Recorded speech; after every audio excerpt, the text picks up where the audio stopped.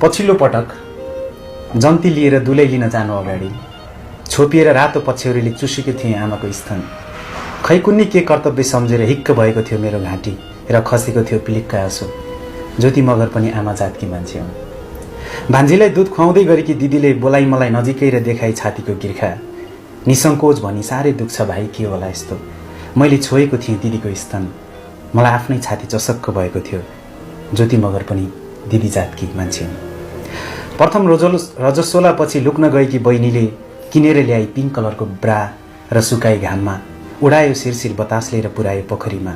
मैले दौडिँदै टिपेर ल्याइदिएको छु धेरै पटक। बदलामा टिका लगाइदिन्छे बहिनीले हरेक तिहारमा लामो आयुको कामना गर्दै। ज्योति मगर पनि बहिनी जातकी मान्छे हुन्। निकै प्रतीक्षापछि जन्मियो घरमा भतिज। खुसी दियो सबैलाई, तर अचानक सुक्यो भाउजूको स्तन र आएन पोसिलो दुध। भाकेर देवी देवता हाम्रै अगाडि भाउजूको छातीमा खरानी फुक्यो धामीले। ज्योति मगर पनि भाउजू जातकी मान्छे हुन्। यसरी धेरै पटक देखेको छु मैले स्तन र भोगेको छु स्तनको कथा। लाग्थ्यो सृष्टिकै अमूल्य अङ्ग।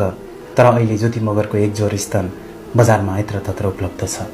सलाम ठोकेर फर्केको लाउरे, ड्युटी सकेर फर्केको परदेशी, कलेज पढेर फर्केको हल्लारे, काम खोजेर फर्केको बेरोजगार, मजदुर गरेर फर्केको श्रमिक, कतै आडेस लागेर खोल्छ आफ्नै हैसियतको एन्ड्रोइड मोबाइल र सर्च गर्छ ज्योति मगरको स्तन अनि बनाउँछ दिमागमा घिनलाग्दो यौन चित्र। मलाई उदेक लागेर आउँछ। त्यसैले म एउटा आमाको गीत लेख्छु र बच्चालाई दुध चुसाइरहेकी ज्योति मगरलाई भिडियोमा देखाउँछु, ताकि हेर्नेहरूले भनुन् ज्योति मगरको स्तन पनि हाम्री आमाको जस्तै रहेछ, हाम्री दिदीको जस्तै रहेछ, हाम्री भाउजूको जस्तै रहेछ। Thank you.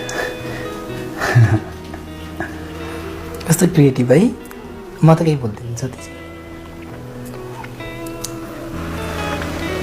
म चाहिँ 2016मा म एकदम ब्याड फिल भयो त्यो टाइममा चाहिँ होइन। बडी भनेको नेचुरल कुरा हो नि त सबैको होइन। म एकदमै महिलाहरूलाई चाहिँ एकदमै रेस्पेक्ट गर्छु म चाहिँ।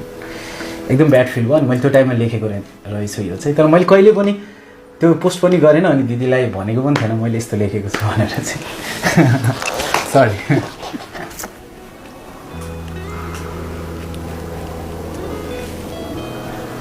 सरी।